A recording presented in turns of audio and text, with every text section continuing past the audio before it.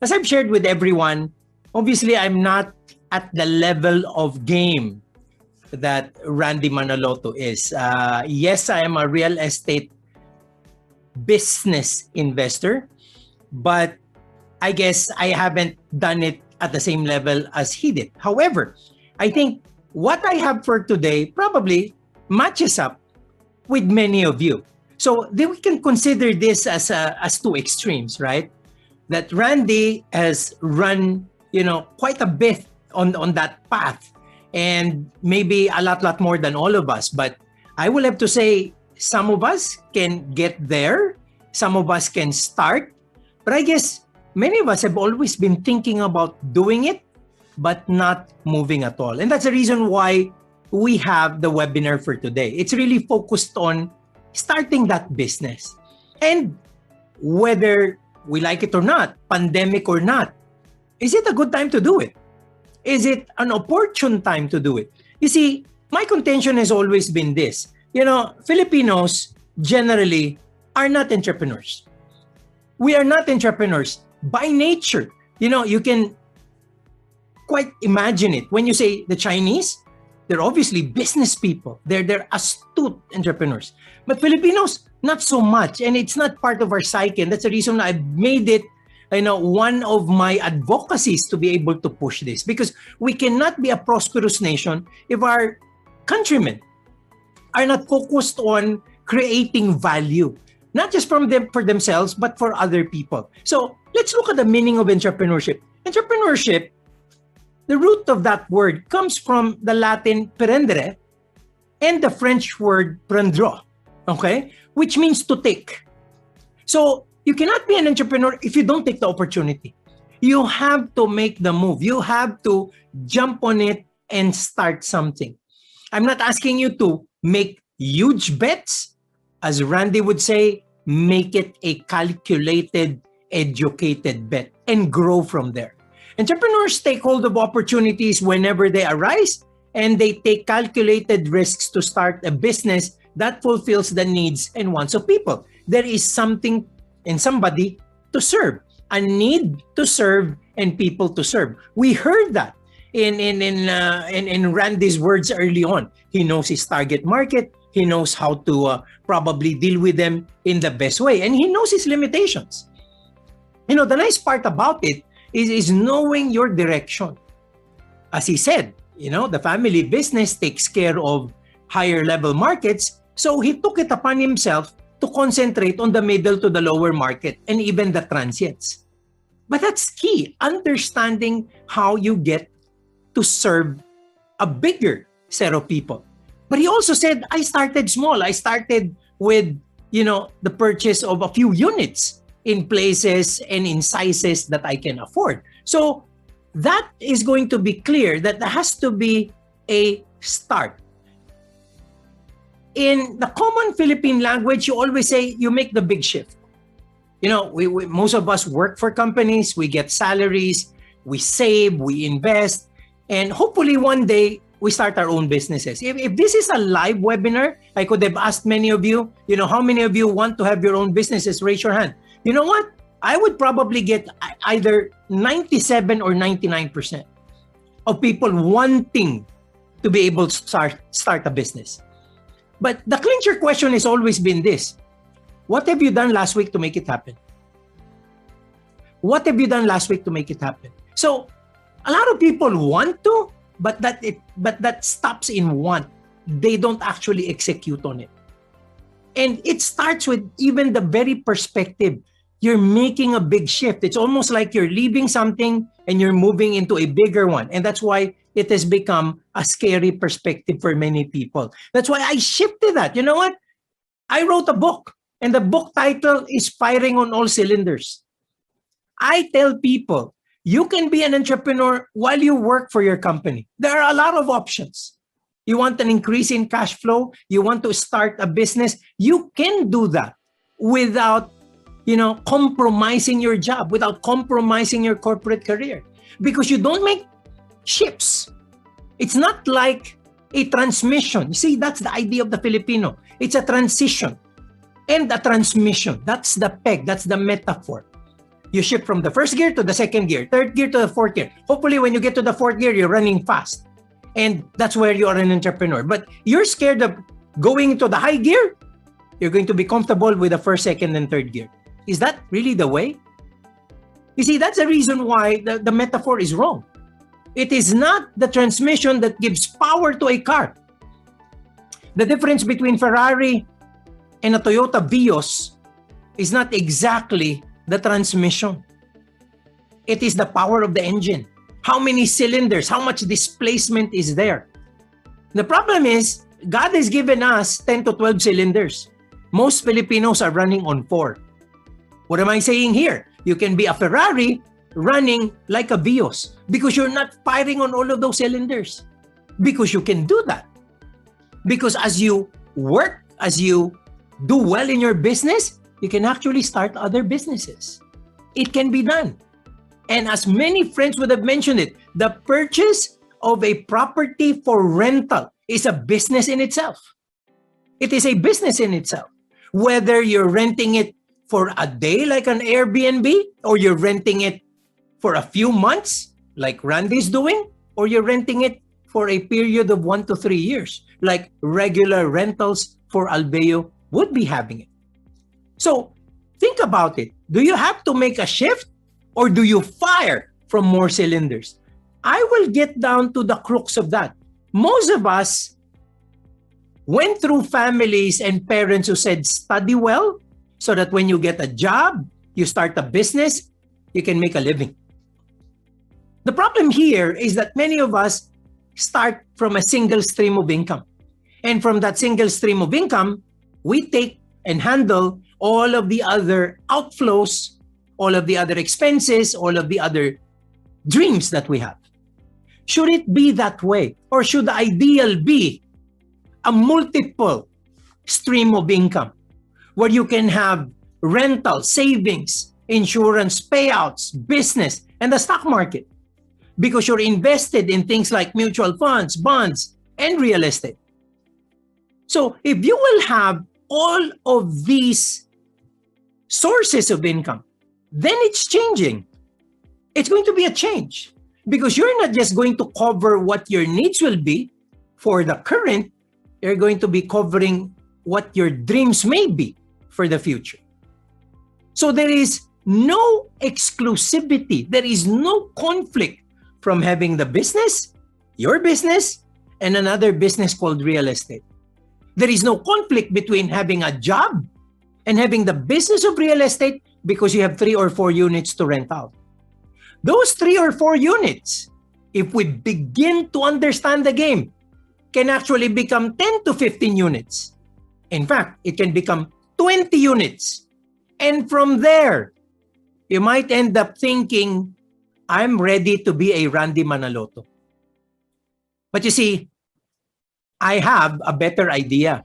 What I did is that I decided not to be a Randy Manaloto. I just decided I am going to join Mr. Randy Manaloto. So we said, why don't we purchase a commercial lot from Alveo and let's start building a building together. But you see, I cannot do this if I didn't have the 20 plus units that I have because I need the cash flow to fund that kind of commitment. And like you, I started thinking about buying my first. This was about over 10 years ago. You know what? I've been in the area of financial services for so long. I've even been captured with a soundbite saying, real estate is not an investment. It's a luxury. I say that. I say that often. I said that in the past. Real estate is not an investment. It's a luxury. Because I thought real estate is the house you're living in. That was my mistake. Until I got exposed to other people who taught me the idea that, hey, this is an investment and you can make it graduate into a business. Until I met people like Randy who even elevated that kind of thinking. And it changed everything. It changed everything. And that's what we're sharing with you today. There is no growth in your comfort zone and there is no comfort in the growth zone.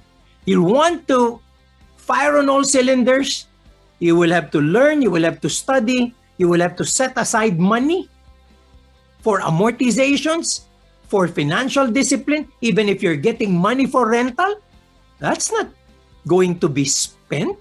That's going to be set aside as future capital. See, that's the difference. When you buy an asset where you just simply want a cash flow, what happens? Cash flow comes in, you spend it. That's already earnings. So if it's earnings, you spend it. That's not the way in thinking business. You buy an asset, it gives you the cash flow. That cash flow is future capital. If you want to expand this business, that money has to be there because you have to earn your other, get your other cash flows to fend for the expenses you have as an individual, for your family. That's different. This is a business. That's the reason why contention-wise, it becomes a very powerful, a very different perspective. The problem is this: a secure job or the idea of having one or having a good business makes other business ventures and investing difficult, overwhelming, and risky. If you have a good job and it's paying well, and it's almost like you can cover all of your expenses with it, you can live in luxury, why start a business? Why take a risk?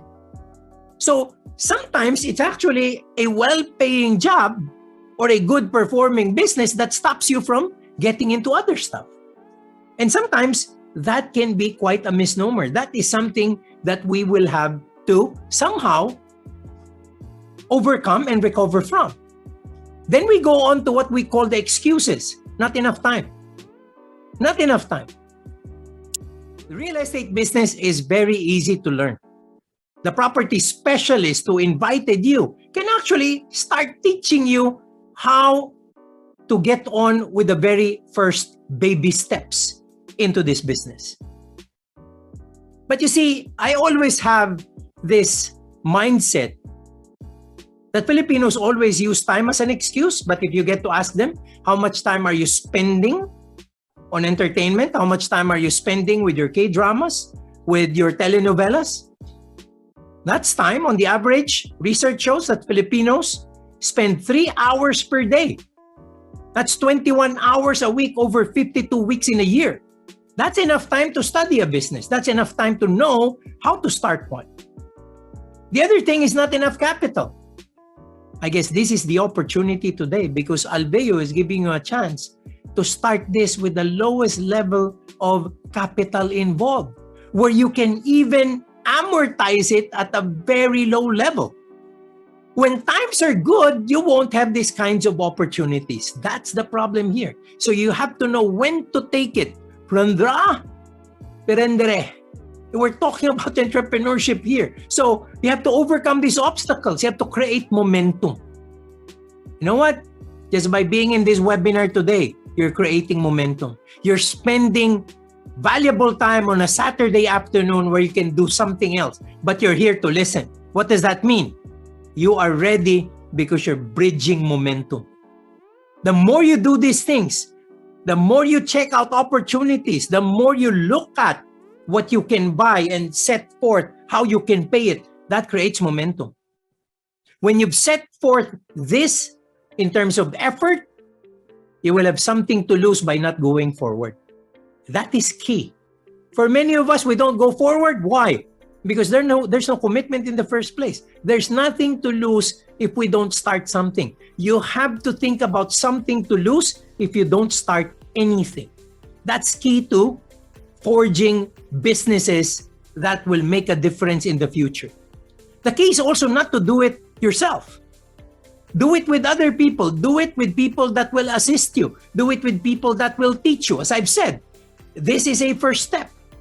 What happens after this, you can, watch, videos in YouTube regarding real estate investing, real estate businesses, investing in general. You can learn. You can be part of a community. I'll tell you, that mastermind group that I'm part of with Brother Randy, that has made a big impact in my life. You know why? Because if I am going to look at myself and what I've accomplished, I will be at rest today. I would be so content. I have a company with 40,000 clients with AUMs or assets under management and distribution of over 12 billion pesos. I have other lines of businesses on top of that. I'm okay. I have a real estate portfolio, a business. Until I get to look at who I'm with, and they probably have what? More than 10 times what I have. And the conversation is not, I have more than you. The conversation is, let's do more so that we can make a difference in other people's lives. Let's do more so that we can help more people. When that's the conversation, you get hooked. For that reason, 20 plus units is not something to be satisfied with. Because we can make it 100, we can make it 200. And at a certain point, we can build jobs, we can help the Philippine economy, and we can help people who are in need. That's key in this mindset of business growth moving forward. And you have to learn continuously. You don't stop with one webinar. You learn, you execute, you learn more, and put skin in the game. Because when you start having skin in the game, you're going to be learning continuously. There's a difference between wanting to learn and just learning without executing. It will not be long-term. You will not be able to pull through with it. So, Simon Sinek said this, dream big, start small. But most of all, start. Dream big, start small. But please start. Because if you don't start, then nothing happens. So let me give you an example. I go back to like around 10 years ago when I started looking at real property as a business. And I checked it out. What do I get? Rental? The rental that's also growing. So that means that there is a, arithmetic positive progression to start with it. And then I have capital appreciation because over time it rises in value. But it's all theoretical for me. It's all theoretical for me. So I started with this. It's a property developed by Alveo. It's in Legazpi Street in Makati City. I bought a 2-bedroom property with 1 parking slot. So that was 2010. I bought it for 9.33 million. These are real numbers. I will not, make assumptions this time because I know what they really are. The monthly cash flow that it gets me, net of property tax, net of condo dues, would be 77,500. And let me tell you in all honesty, that is low. That is low. Some people who are landlords in this building get more than this for a 2-bedroom unit. But why am I satisfied with 77,500? Because my 1-bedroom unit only has 1 lady as a tenant. I like that my property, is taken care of over time. I like our property to look good even after 10 to 15 years. I mean, only 1 lady, very, a foreigner, very astute, but takes care of the place. And the last time I saw it, it was even better than the year I saw it last. So I'm happy with my 77,500. So my annual yield is what? It's about 10%. So this is a great business with 1 unit. But you see, I realized my friends did something else that I could have done. And that's what I'm doing today. Looking back, some of my friends did it differently. They bought the same property, but they bought 2 units. Purchased also 2010, rented out for 5 years from 2015, 5 years rental, and then they sold 1 property after 5 years. And the capital recovery was 100%. So the property they have today is free. Only because they bought 2 units and sold 1 after 5 years. How come I did not know that? How come I did not do that? Because I am not knowledgeable in the business. I don't have experience. You see, my idea was the same mindset that many of you have. Ang mahal na eh. Mahal na, hindi ko yan kaya. That's the first thing that comes to mind. So, isa lang, pwede na. Okay na ako. Sila hindi eh. Ilan ang kakayanin? Ilan ang pwedeng paikutin? So what happened after 5 years is that one is free and now they have fresh cash. What are they gonna do with that? They're not gonna buy just one unit. They're now gonna buy with that kind of cash, 3 units. 3 units today. Because that can be a good down payment for 3 units and a cash flow that can get you more. Because that's exactly one thing that I can do with my unit today. I will take out 1 R from Randy's formula. So it's just BRRR. No renovate and rebuild. No renovate and rebuild. For me, it's buy, rent, refinance, repeat. So today, as I get 77,500 free cash flow, and I have set aside a revenue from the cash flows I had in the last 5 years of about 4.65 million. I can now use the 4.65 as down payment for 3 other units because the 77,500 can be my amortization in a new loan for a new unit altogether. So immediately in the next 5 years, I can expand this from 1 to 3 to 6 or 7.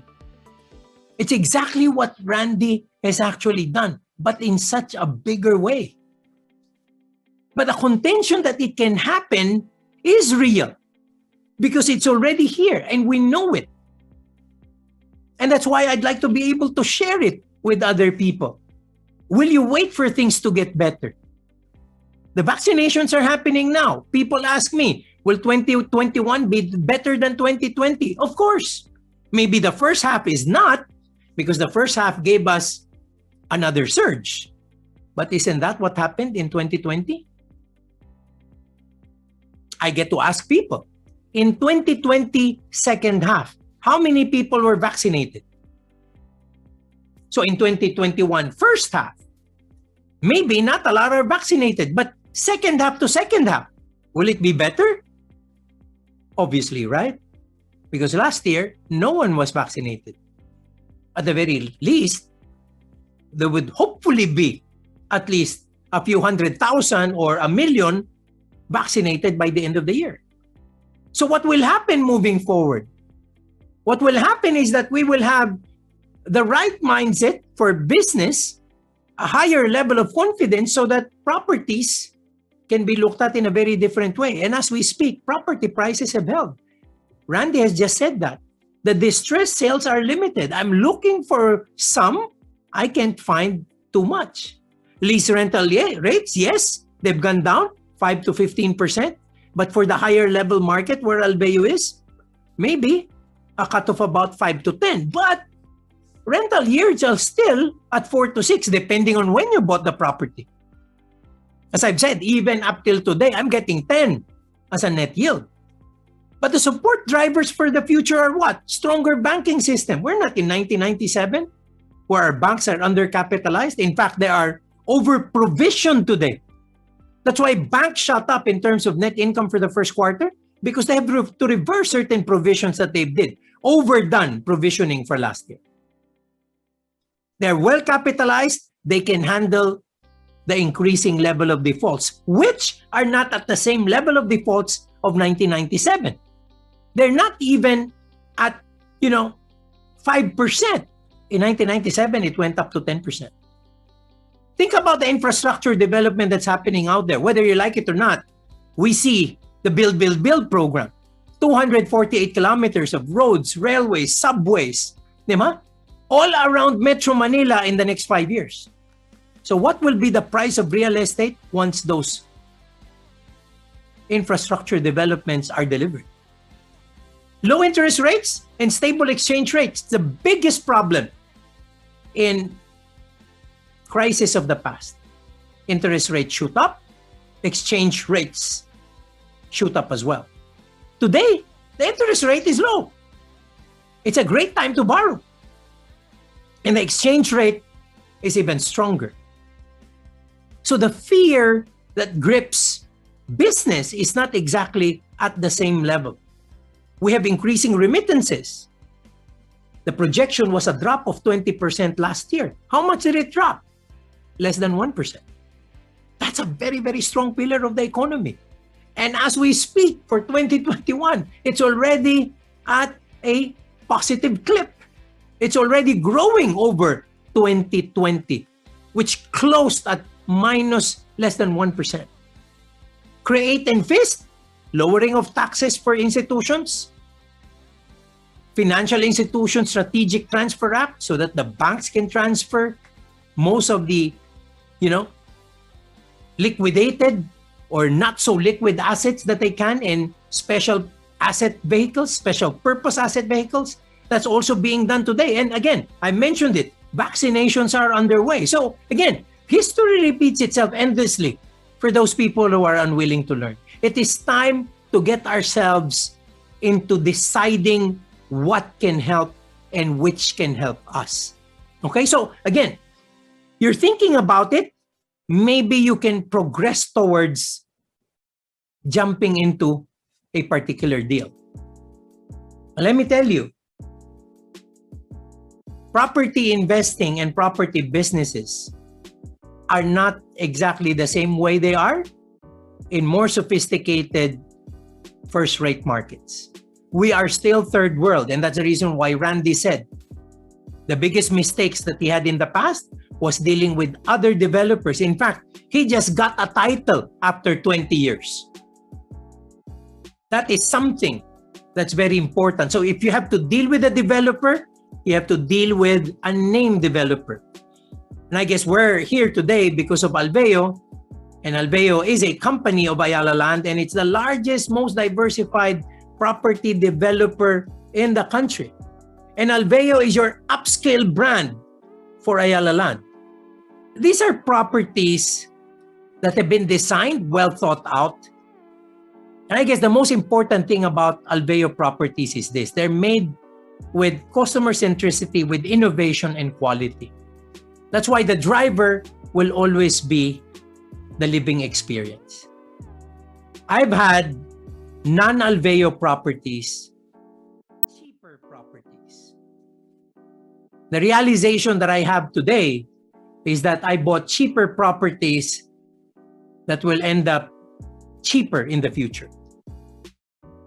Not just because they're not well designed, the designs are okay, but it's also the market they're dealing with and the kind of lifestyle and living experience people have within the place. The reason why rentals are good in Alveo properties is because of the living experience that lessees have.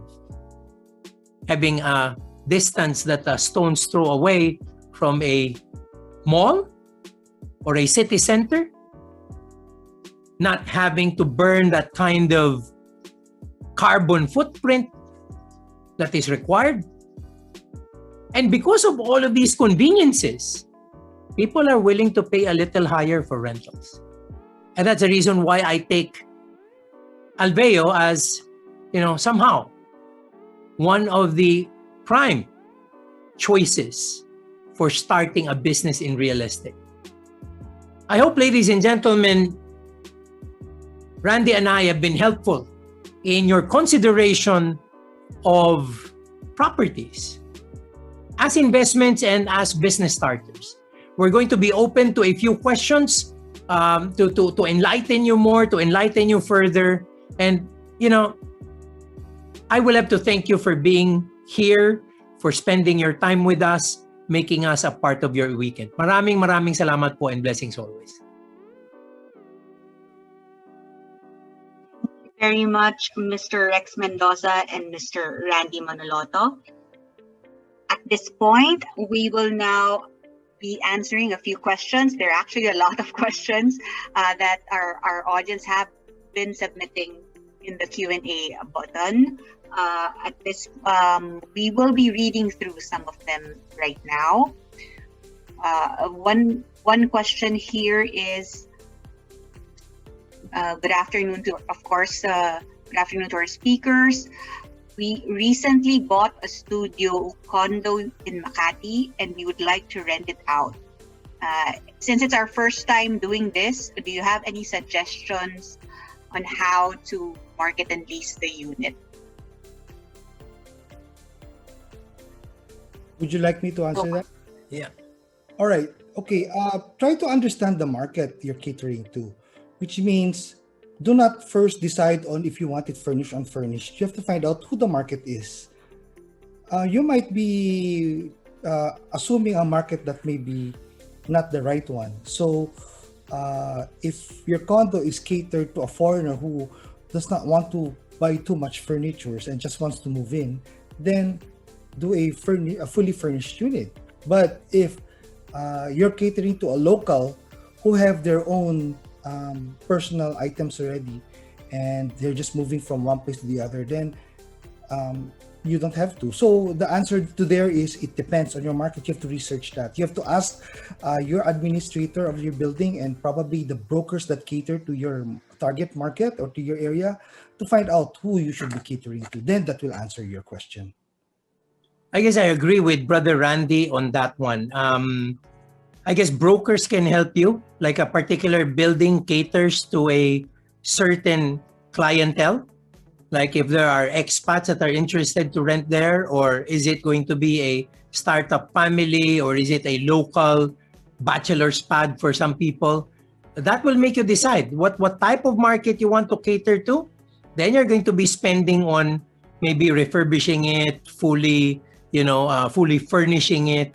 Like as Randy mentioned, if it's an expat, like in certain cases, like in the example that I have in Senta, even the pots and pans will have to be provided, even the spoons, the forks, and the plates, up to that kind of level. But if you're dealing with a local, startup family, they will have their own furniture to bring in. One thing that a lot of people make a mistake on, and Randy is very, spot on this one, they don't study it and they just do what they want to do. Eventually, you know what happens? The people who will lease it or rent it will ask you to bring the furniture home, and you will not have a place to put them in. I mean, you're just going to be wasting money. So better start with, understanding the market, knowing what you want to serve before you do anything. Thank you for answers. Here is another question from our audience. It's good that you were not, I think this question applies to both our speakers for today. It's good that you were not slowed down by the pandemic. Why are you still very positive on the prospect of real estate when there is a major impact on many non-essential companies, and thus employment shot up and somehow affected prospective clients? Would you like to start? I guess I can start with the answer, and then I'll pass it on to Randy to weigh in on it as well. It's not that we're not thinking that it's going to hit us. We're hit. There are businesses that I have that are hard hit with this. I think some people know that I'm a part owner of Blue Leaf. It's an events place. Zero revenues, costs, depreciation, rentals continue, salaries continue. So we're bleeding. We're bleeding. But I guess what we have that other people don't is that asset allocation that Randy spoke about earlier. We're diversified. So while we're hit in some pockets, there are other areas where we're doing very well. And I guess the optimism is because of this particular fact that we have experienced this in the past. I've been through the 2008 crisis. I've been through the 1997 crisis. Alam nyo, plain and simple, pahabaan ng PC yan. Eventually, it will come to pass. This pandemic will come to pass. And once it does, we will now be separating the men from the boys. The guys who probably just curled up and, just took the safe path would not be ready for a recovery. We want to be ready for a recovery. This happens. Shit happens. And once it does, what do you do?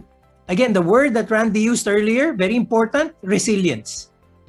If you're resilient, then you're going to position yourselves to thrive moving forward.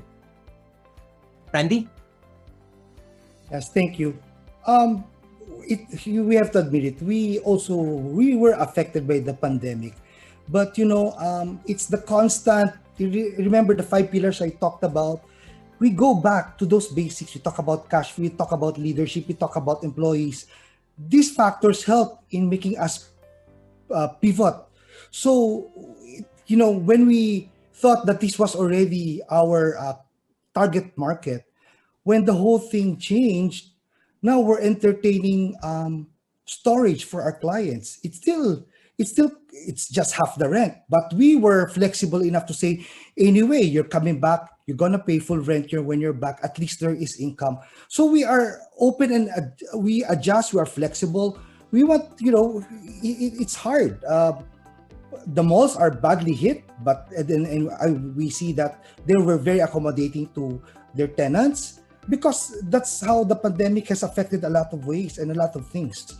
And so it's just a matter of pivoting and understanding and keeping that relationship to move us forward. That doesn't mean that I stop. That means that I'm still very optimistic, especially with the vaccines in place. People will not, I don't think, there's a pent-up demand for people traveling. There's a pent-up for people to get out of their houses and probably, and I'm sure the office are already fed up with work from home because it doesn't define your family life from your work life. And so they want to go back to the office. And so that means people have to go back to their workplaces and be near where they work. So I think there will be we will go back to a semi-old normal, but with that new normal in mind as well, to make everything more efficient. So I just see that you just have to be pivoting. Keep on looking at the pandemic. Put your ears on the ground. My key to pivoting is actually, I'm just stuck at home. But it's our people. They're the ones listening to those people visiting the properties and saying, "Oh, I don't need this. I need that. I want this. I can't have that." And so we listen to the ground. We listen to the market. And that's how we adjust. And then probably in the future, we will adjust again. Depends again on the new ways of doing things. For that, another question specifically addressed to Mr. Randy Manaloto. Do you invest exclusively in condominium units? As they age, don't you find it difficult and costly to maintain? I used to do that, but as I said, I already progressed to building my own residential apartments and building our own hotels, and with a team of maintenance. So if you talk about that, then I'm sorry, this is not probably the right topic to discuss here, but for condominiums, you have to stick with the right partner. You have to make sure that they have quality. It's not only your maintenance, but actually the maintenance of the whole property. Because even if you improve the property, but if your general maintenance for the whole building might be a problem, then you might not also have, you might have a bigger problem. So you should be very, very,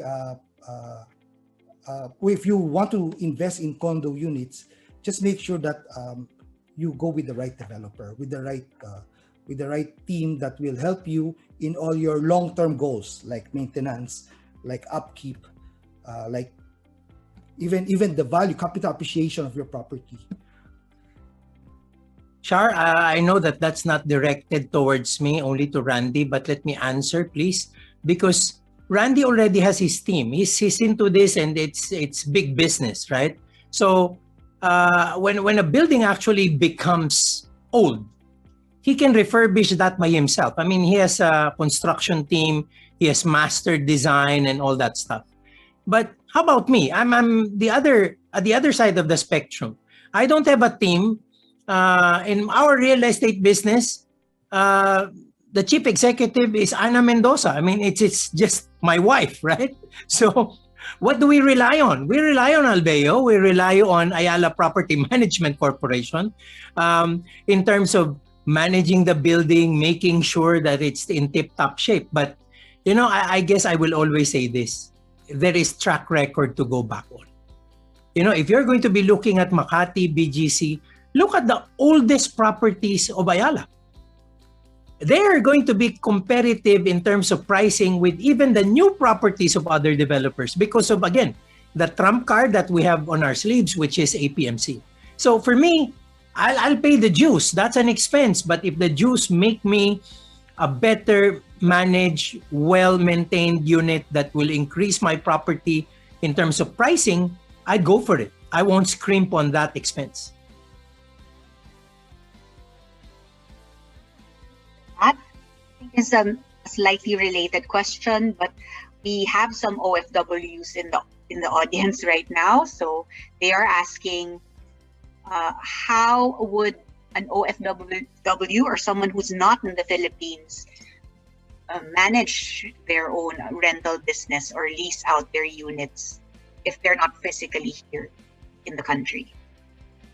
You can actually do that through brokers. There are a lot of brokers who will be very interested in terms of helping you not just rent this out, but some people who can even assist you in your payment of taxes. So for some brokers, it's a full slew of services.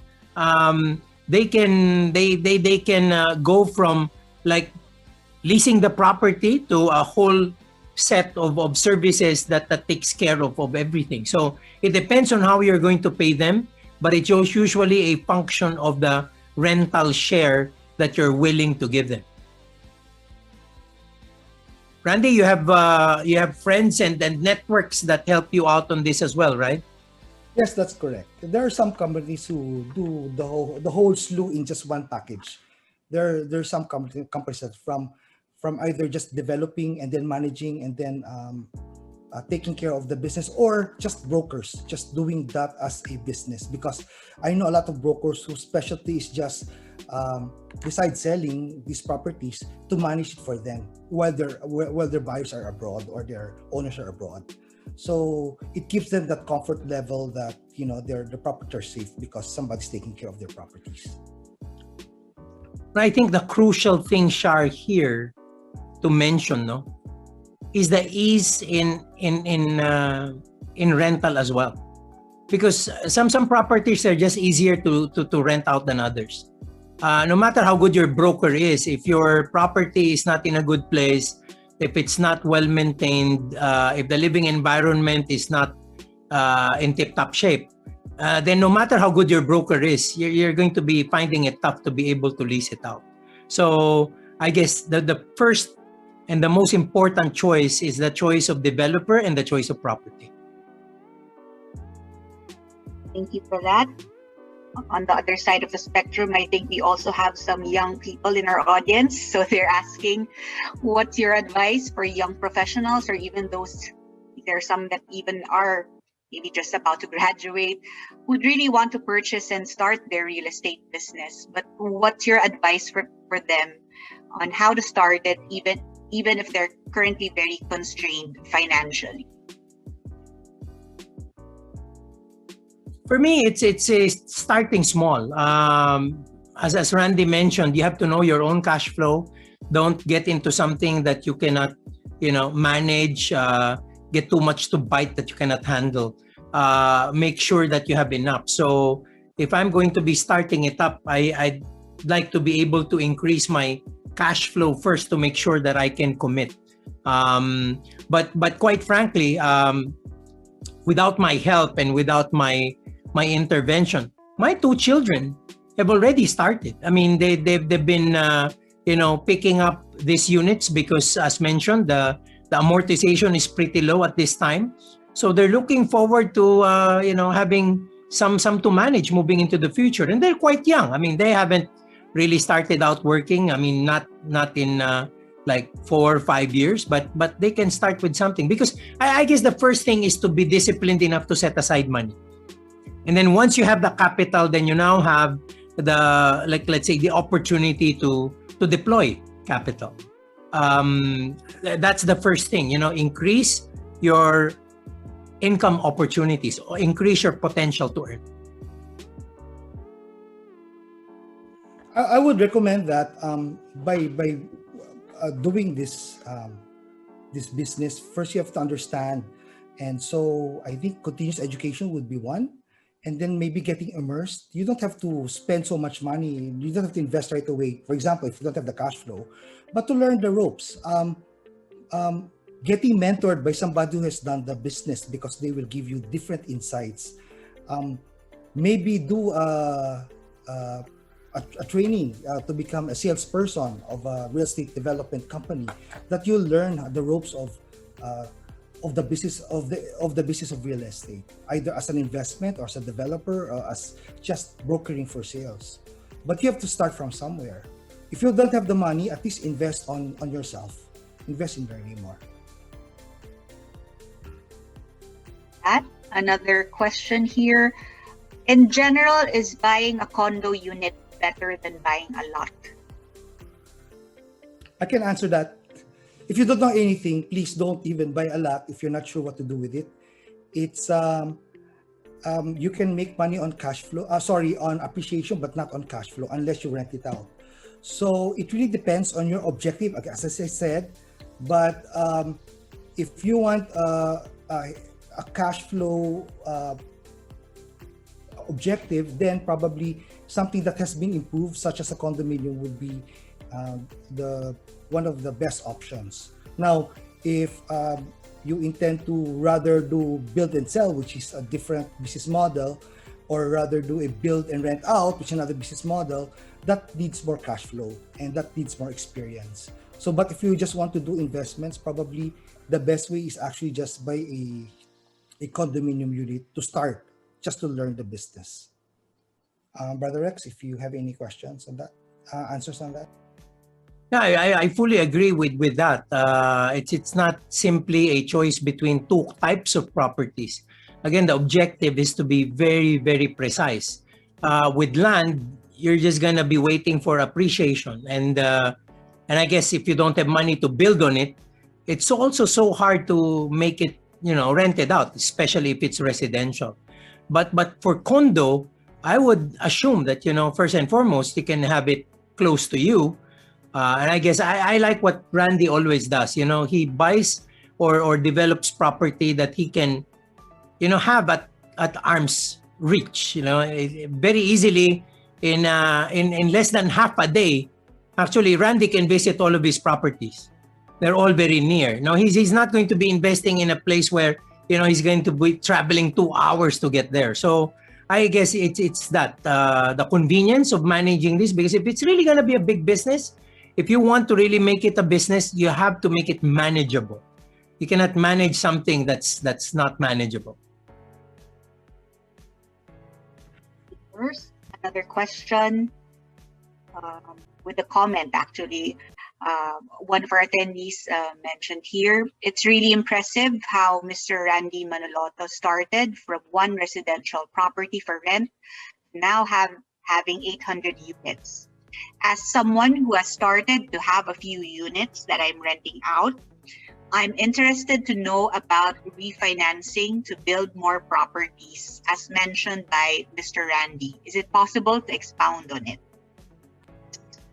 Okay. When pandemic happened, the first thing I did was called all my bankers and see if all my credit lines are still okay. And it's glad to know that they said that, nothing has changed essentially. You have properties that cannot run away. So in other words, if I need the money, in case there are opportunity buys, in case I need additional cash flow in the future, then it's there. In fact, ever since I called them frequently, now they're calling me back because I think they want more business. But again, I always have to do my own timing. I usually look for opportunity buys from motivated sellers. So you have to establish your own relationships with your bankers who will lend you the money. You have to prove to them that your business is actually a venture, that even if you get foreclosed, they will not lose their money. So you just justify to them, this is the business model, this is how much I make, this is how much I will intend to pay you, and and they're very conservative. They will just actually estimate like 60-70% of the value of your property. So it doesn't make sense to abandon your property when it's generating cash flow. So again, as I said, relationship with your bankers and maybe your other financial institutions is critical to your financial needs. The financial engineer in me will try to help. Number one, first stop, borrow if you don't need the money. The banks will always favor you when you're not in desperate need of cash. So if you notice what Randy mentioned, he has lines, and those lines have been there before he needs the money. So if I might suggest to the person who asked that very interesting, insightful question, if you have 3 or 4 units, apply for refinancing already. Go to certain banks, even if you don't need the money, and if they ask you what you're going to need the money for, it's for capital deployment.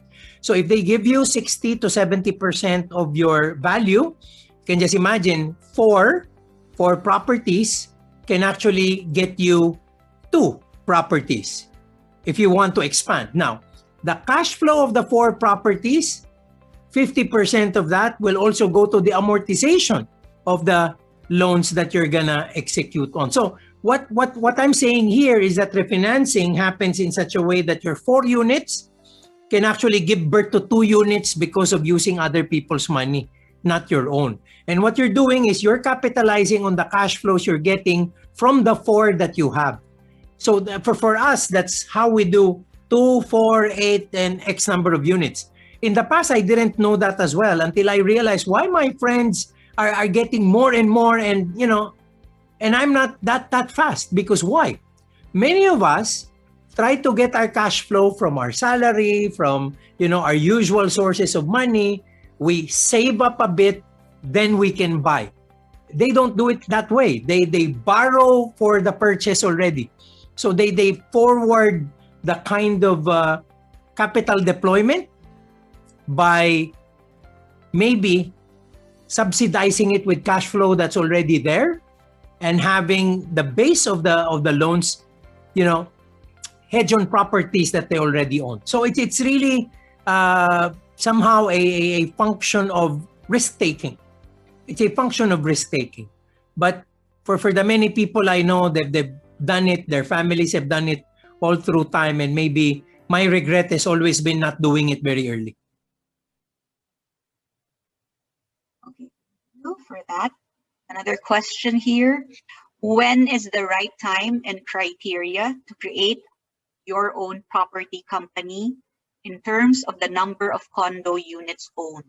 Is it necessary? And what are its advantages?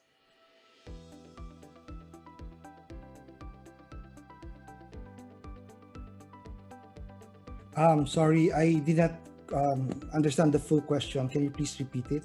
Oh, sorry. Again, when is the right time and criteria to create your own property company in terms of the number of units of condos owned? Is it necessary, and what are its advantages? So I guess as you start building up your number of condo units for your real estate business, when is that time to enlarge it into an actual company? Well, you just have to start small. A lot of people I know, when they started small, they just use their personal names to own these properties.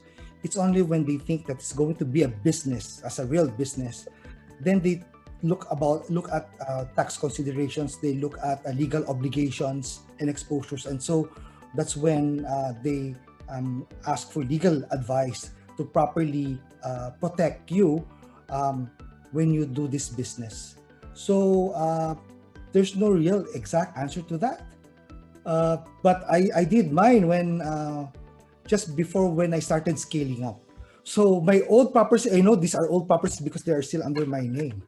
But when I knew that this is going to be a business that is scalable, that can be bequeath to succeeding generations, then I started doing incorporating so that it will be handled more professionally and legally. I think that's the trade-off, no? Once you make it a company, then obviously you will have compliance and governance issues. You will have to spend money on auditors, accountants. You will have to file with the BIR, file reports to the SEC, because you now are a company. Now, there is enough convenience in keeping it under your name and making it go under the radar, so to speak. No, let's be just frank about it. I mean, many people out there do that and they don't even pay the taxes, and they can get away with it. It's fine. However, once you begin to have 2, 3, or 4, you now get to realize, as Randy mentioned, how will I pass this on now to my children? Will I give them 1 unit each? How sustainable will that be? Diba, it's easier if you put that under a corporation and then your children just get the shares of that corporation. In which case, they don't need to untangle and divide it up if something happens to you. It's a company with what we call its own life, right? It will have its own trajectory. On top of that, Randy also mentioned, very importantly, you can now have the option to deduct depreciation. You can, you now have to pay taxes, but you can also manage your taxes creatively because you are a full-fledged company. But I guess for me, the important thing is this. It's the degree of comfort that I have that if something happens to me, diba? That something is on a given mindset, a different identity from me as a person. So it's already a business that stands on its own, and that makes it more sustainable. I think it's best also to consult a lawyer on your investment strategies, because if you want to do this as a business, then he will be the best person to tell you your protections, especially as an individual. Because when you own the property and you lease it out on a personal basis, then you may be exposed to certain unnecessary civil cases that can be avoided had it been a legal entity, a corporate entity. Right? So many things, many considerations. But the best recommendation would say is consult a lawyer, a legal advisor for such purposes. Thank you for that. Another question here: which locations are safest to invest in for residential rental? There's mention here on areas in the south or within Metro Manila, including there's a specific mention here on the latest location I think that Alveo is offering, which is called Park Links along the C5 corridor area. So any upcoming locations that you feel you'd like to recommend as safe for residential rental? I'll get back to what I said, location. Again, I want to keep it simple for my style, and so that's why I said I live in Makati and I work in Makati, and so I just prefer that my business is in Makati. But it doesn't make sense if you're from Metro Davao to be buying properties in Makati, which you cannot manage because you have to travel 2 hours away by airplane if there are such flights during the pandemic. So the answer to your question is really depends on your preference to manage it. Your objectives. Do you want to manage it directly? Do you want to make the best deal out of it? But what is important in any of these locations is your partner, who you're going to partner with. Either your partners with your brokers, your developers, or where the company, the property that you buy from. Because in the end, they will be a key to your decision-making process on giving you that peace of mind.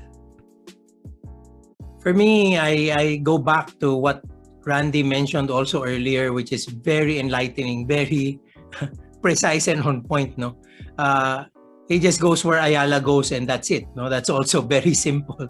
And you see, I guess that comes from a very a very important standpoint. No, in the Philippines, it's not basically location. If you look at, what we call industrialized countries, more sophisticated markets, they say real estate is about location, location, location.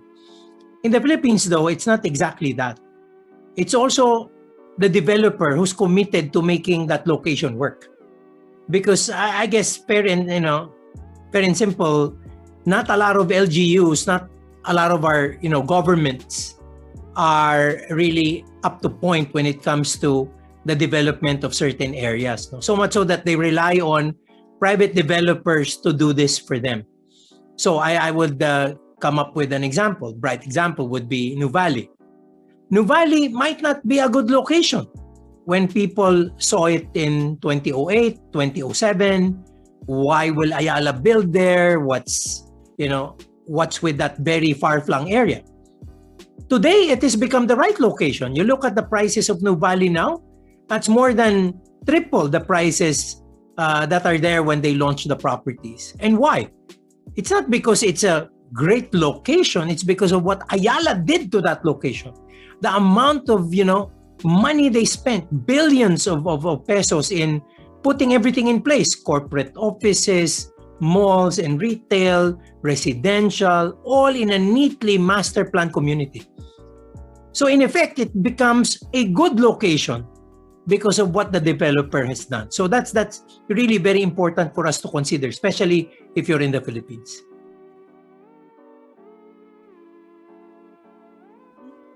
Very much. We actually have a lot more questions, but that's all the time that we have today. We would like to, of course, ask just a final question for both our speakers. Any final piece of advice on how to really, whatever stage you are, whether you're starting out or you're already building up a business with real estate? Any final advice on really strengthening this concept of building your own business with real estate, especially with the current situation that we are all in? Maybe we can start with Sir Randy and then Sir Rex. Thank you. Thank you for attending this insightful seminar. I keep on learning from Sir Rex and from the questions. It makes me think a lot of things, and I'm just so blessed to be sharing this. Thank you all for at least you guys are the hope. We should give each other hope. There is a bright light at the end of the tunnel. We see that already happening around the world. It's just that we're a little bit delayed, but that doesn't mean that we can't reach that potential as well. I'm very optimistic. We are a country of resilient citizens and creative ones. And it's only us that can make our country move forward, regardless of the challenges and the pandemic and other situations. So with that in mind, I pray you to be keeping safe all the time, and let's move forward. Hope for the best, and let's make this country a great one. Thank you. For me, again, starting off with the gratitude. Thank you so much for making us a part of your weekend. Thank you so much for attending this webinar, and hopefully we made it insightful and relevant for many of you. I thank my brother Randy Manaloto to share his time. I'll tell you, he doesn't do these things. I really have to wrestle with him to make sure he shows up. He's somebody who's very low-key, but as I can tell, a lot of my friends, he's a billionaire next door, and that's the reason why I always want to be with him, because I learn from him all the time. In some parting shot, this is my message to everyone. Let us not let this crisis go to waste. This kind of ages me, but the truth is, I've been through many challenging times. I've been through many crises. But as an investor and a businessman, I made the most when crisis happened. 1997, 2001, 2008. 3 to 5 years from now, we are going to be talking exactly like the people who talked in 2012, 2013, or in 2002 and 2003. What are they saying? I should have bought, I should have started the business, I should have invested during the crisis. Because 3 to 5 years afterwards, assets go way off the roof, they become unaffordable, and the people who are positioned are doing great. The two words many Filipinos use this. Sayang, sana. We always hear them 3 to 4 years after a crisis. I hope, ladies and gentlemen, you've listened to us, you've taken our points, and I hope that you won't say sayang or sana in 4 to 5 years. Because you can take a position today and you can make something really happen. Thank you so much and good evening to everyone.